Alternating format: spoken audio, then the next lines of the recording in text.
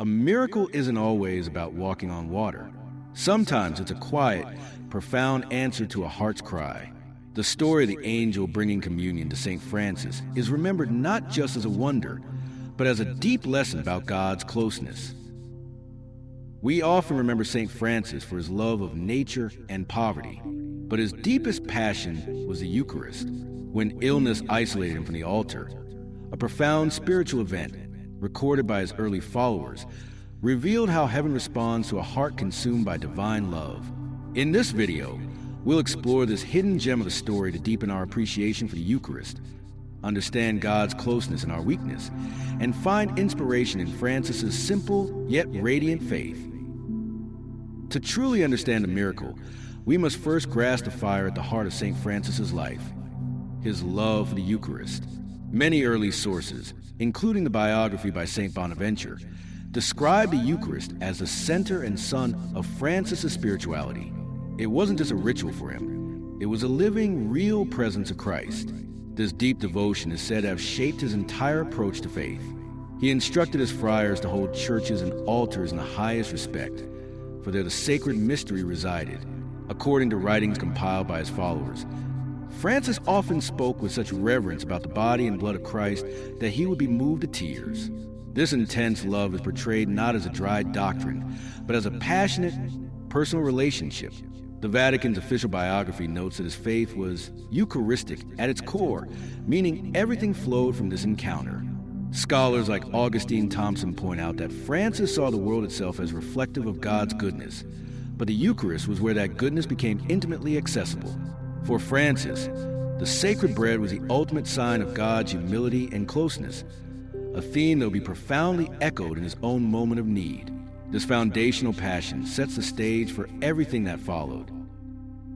Yet, this burning love was about to meet its most challenging test, not in the public square, but in the silent, painful solitude of the sick room. Later in his life, this man of vibrant spirit was confined by severe illness.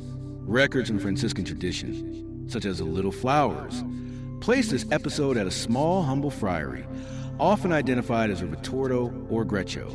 Here, the active saint who once preached to crowds was now bedridden, enduring significant physical suffering. Historical accounts agree that his condition left him too weak to participate in the community's central act of worship, the celebration of Massachusetts. This separation is described as a source of profound sorrow for Francis. While his body was weak, his spiritual desire, that fiery love for the Eucharist, burned even brighter. It is reported that from his sickbed, he expressed a deep, aching longing to receive communion. This wasn't merely a formal wish, but a heartfelt prayer born from love and need. Butler's Lives of the Saints notes the emotional and spiritual weight of this period for Francis.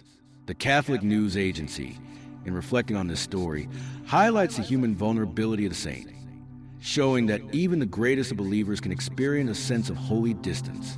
In this state of forced isolation from the altar, the stage was set. His prayer, a simple cry of the heart from a place of poverty and dependence, is perceived by many storytellers as a key that opened the door to an extraordinary comfort. And it was from the depths of this holy longing in a humble friary room that the most intimate response is said to have unfolded. Then came the event that has been passed down for centuries.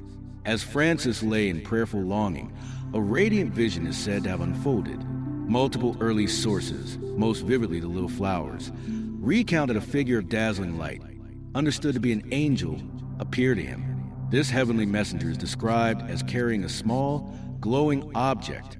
According to these accounts, it was a sacred host, the consecrated Eucharistic bread.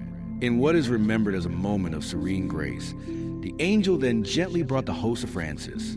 The traditional narrative relates that it was placed directly into the saint's mouth, fulfilling his deepest desire without any physical effort on his part.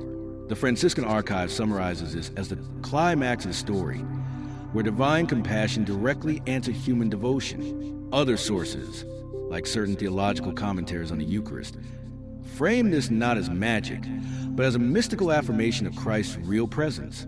It's important to note that while the core event is consistently reported, some minor details, like the specific furnishings of the room or the angel's exact words, vary slightly between tellings. However, the central image, the sixth saint receiving the Eucharist from a heavenly servant, remains powerfully constant across the tradition. The moment is portrayed not with drama, but with a quiet dignity that underscores its spiritual depth. But this event was never meant to be just a wondrous tale. Its true power lies in profound layers of meaning it carries for every believer. This event is remembered as far more than a supernatural spectacle. For believers and scholars alike, its true significance lies in its layered meaning. First, it is seen as a powerful validation of Francis's lifelong devotion. As one modern reflection on the Vatican website suggests, it was a divine confirmation that his love was directed toward the right path, the very person of Christ. Second, and perhaps more universally, it is interpreted as a profound lesson on God's nature. Theological analyses, including those referenced in books about Eucharistic miracles, perceive this story as illustrating that God meets us in our frailty. When we cannot come to him, he, in his mercy, can come to us. The miracle is less about the movement of the sacred species and more about the movement of divine love toward human need.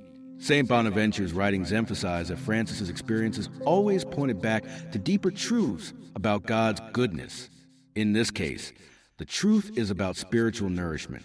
The angel bringing the bread of life directly answered a spiritual hunger, reinforcing the Church's teaching that the Eucharist is food for the soul. Finally, many see in this event a timeless icon of consolation. It teaches that our most sincere prayers, especially those born from inability and longing, hold immense power and are heard in ways that transcend our understanding. This timeless message did not fade with history. Instead, it became a living inheritance, passed down to inspire faith across the centuries. The story of the Angelic Communion did not end in that medieval friary. It became a cherished part of Franciscan lore, passed down through generations as a testament to their founders' unique relationship with Christ. This account is kept alive in the spiritual formation of friars and in the art and literature of the Franciscan family. For the wider Church, the story serves as an enduring source of inspiration. It challenges believers to examine the depth of their own love for the Eucharist. Is it a routine or a radiant center of life? Contemporary Catholic writers often use this narrative to encourage a more fervent and personal devotion to the Blessed Sacrament. Furthermore, the story offers a gentle but powerful message for anyone experiencing suffering, isolation, or spiritual dryness. It suggests that even when we feel cut off from grace, God's providence can find a way to reach us. The official websites of Franciscan Order today present this event not as a dusty legend, but as a living witness to faith. The final lesson, as drawn from many homilies and reflections, is one of trust and desire. Francis's miracle invites us to cultivate that same heartfelt longing for God's presence. It assures us that a humble and hungry heart is the only prerequisite for receiving the grace that can, in its own way, be just as miraculous for us today. Bringing the story full circle, we are left with simple but transformative truth that emerges from Francis's experience. So, what can we take from this centuries-old story? The account are consistent on the core truth. In a humble room, a man known for his radical love felt cut off from the source of that love. And in response, he experienced a comfort that transcended his physical limits. This event, passed down through Franciscan tradition and recorded by his early followers, is widely seen as a powerful testament to two things. First, it affirms the depth of St. Francis's Eucharistic devotion, a devotion that defined his life. Second, and more importantly for us today, it reveals a fundamental pattern of divine care. The miracle wasn't that the rules of nature were suspended. The true wonder was that a sincere, aching desire for God's presence was met with an intimate, grace-filled response. It teaches us that the heart of faith is not in our strength, but in our holy longing. The punchline of this entire story is this: when we come to God in our poverty, in our weakness, our illness, or our simple need, we don't find a closed door. We find a love that knows how to reach us, a nourishment that can find its way to the most hidden places of the human heart. That is the enduring legacy of St. Francis's miraculous communion. If stories of faith and mystery like this one resonate with you, consider subscribing to our channel. It's the best way to ensure you don't miss our future explorations into the rich tapestry of Catholic tradition and spirituality. If you found this journey into St. Francis's experience meaningful, please give this video a like. It helps us understand what content inspires you most. Perhaps you know someone who needs to hear a message of consolation or a reminder of God's closeness. Sharing this video could be a simple way to pass on that inspiration. We would love to hear from you. In the comments, could you share what aspect of the story touched you most? Was it Francis's deep longing, the divine response, or the personal lesson you take from it? Your reflections enrich our community. Thank you for your time and attention. May the peace that St. Francis found in his moment of need be a comfort and a guide for you on your own journey. Peace and all good.